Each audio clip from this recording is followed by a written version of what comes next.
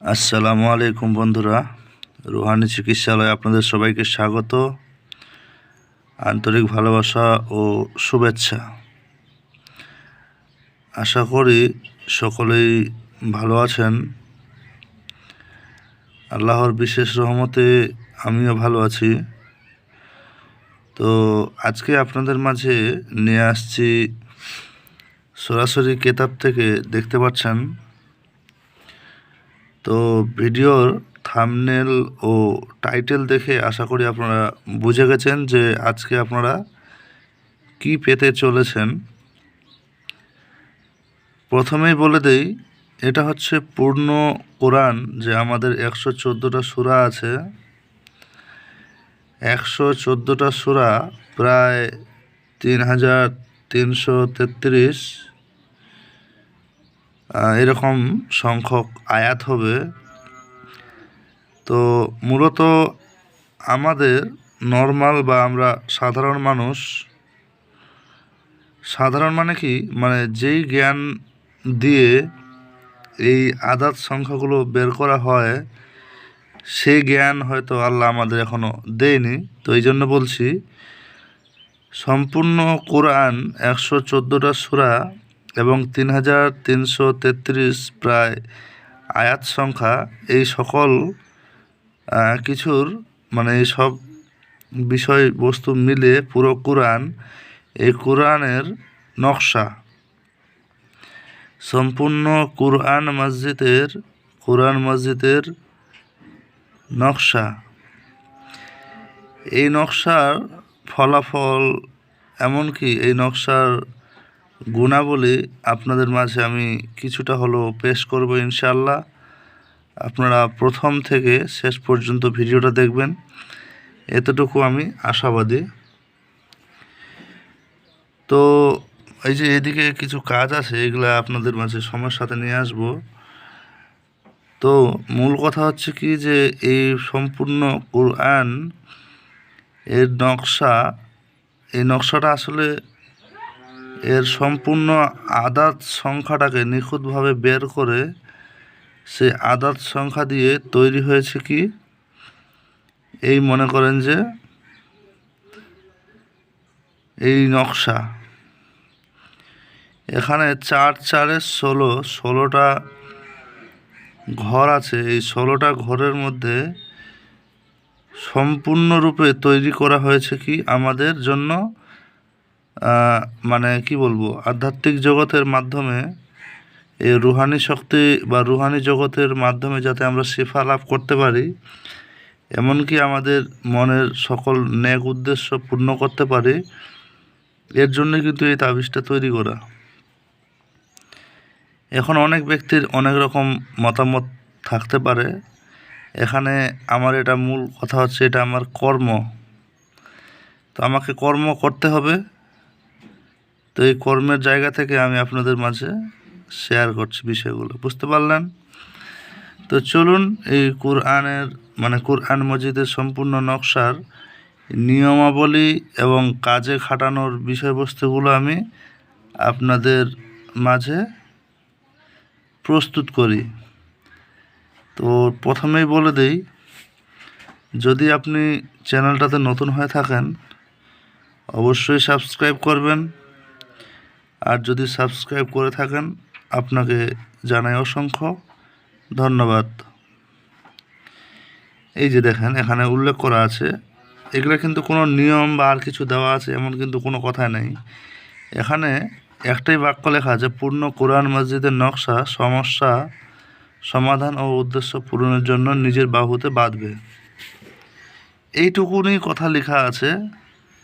এখন আপনাদের মাঝে প্রশ্ন জাগবে, এই নকশা কিসের উপর লিখব, কোন দিন লিখব, কি কালি ব্যবহার করব, কোন কাজের জন্য কিভাবে করতে হবে, এবার রোগীর ক্ষেত্রে কিভাবে করব, আমার যাবতীয় সমস্যার ক্ষেত্রে আমি কিভাবে ব্যবহার করব, আমার পারিবারিক সমস্যার ক্ষেত্রে কিভাবে ব্যবহার করব, এমনকি আমাদের বাস্তবিক জীবনে অনেক রকমের সমস্যা আছে যেগুলো আমি অতগুলো প্রকাশ করতে পারছি না বা করছি না।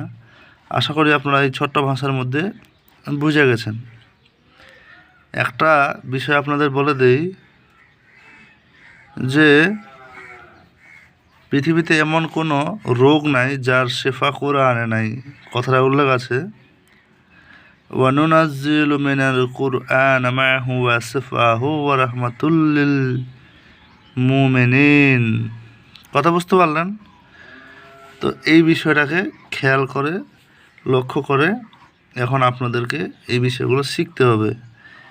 একটা ছোট্ট ভাষায় একটা কথা বলে ফেলি, আপনাদের যদি মনে হয় এই কোরআনের সম্পূর্ণ নকশার পরিপূর্ণ নিয়ম এবং কার্যাবলী আপনারা আসলেই শিখতে আগ্রহী বা ইচ্ছুক, তাহলে কি করতে হবে? আপনাদের ভিডিওটা সম্পূর্ণ দেখতে হবে। এবার বলি,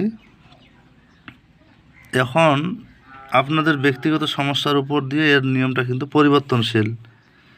কথা বোঝা গেল? শর্ট ফর্মে বলে দিই দুটো কথা। যদি আপনার সমস্যা মিডিয়াম কোয়ালিটির হয়, আপনারা নিজেরাই বুঝতে পারবেন যে সমস্যাটা আসলে কী কোয়ালিটির। তো সমস্যা যদি মিডিয়াম কোয়ালিটির হয়, তাহলে আপনারা ভোজপত্রে জাফরান কালি দিয়ে লিখে তামার মাদুরিতে ঘরে ধারণ করলেই কাজ হবে। তবে নিচে উদ্দেশ্যটা লিখতে হবে। কথা বুঝতে পারলেন? এরপরে যে বিষয়টা দাঁড়ায় সেটা হচ্ছে, যদি সমস্যা বড় হয় তাহলে আপনাদের প্রয়োজন হবে কি? আপনাদের প্রয়োজন হবে কি? রূপা, মানে তামা থেকে নিয়ে রূপা। এটা হচ্ছে খোদাই করার বিশেষ প্রক্রিয়া। আপনার তামা প্রয়োজন হবে, তারপরে রূপা, এরপরে যদি আপনার আরও ব্যবসার ক্ষেত্রে কাজ, তখন চলে যাবে সীসা। তো এরকম ধাপে ধাপে পরিবর্তন হবে। কথা বোঝা গেল? আমি মূলত এই কোরআনের নকশাটার যে খাস কিছু নিয়ম আছে, এমনকি একটা জাকাত দেওয়ার যে সিস্টেম আছে, সে বিষয়টা যদি না বুঝিয়ে বলি তাহলে আপনারা কিন্তু করতে পারবেন না। এর জাকাত দেওয়ার সিস্টেমের মধ্যে দাঁড়ায় লাল কলমের কালি দিয়ে সাদা কাগজে কিংবা অসৎ গাছের পাতায় লিখে যদি পানিতে ভাসিয়ে দেওয়া হয়, সবচেয়ে ভালো হয় কাগজে লিখে আটার গুলিতে করে পুকুরে পরপর 11 দিন, 7 দিন, 5 দিন, 3 দিন, এরকম নিয়ম আছে। 7 দিন যদি করেন 21টা করে নকশা লিখতে হবে। এখন এই হিসাবে আপনার যেরকম রুলস, যেরকম হিসাব আছে, এই হিসাবটা করে আপনারা দিন ঘন্টা ধার্য করতে পারবেন।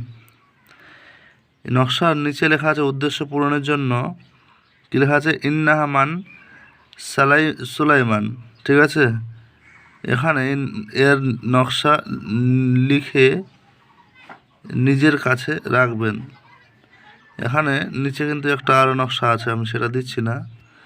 তো মূলত এটাই হচ্ছে সেই নকশাটা, যেটা আপনাদের দিচ্ছি। কোনো নিয়ম কানুন নাই, তারপর আমি নিয়মগুলো আপনাদের মাঝে একটু করে হলো বেঁধে দেওয়ার চেষ্টা করলাম।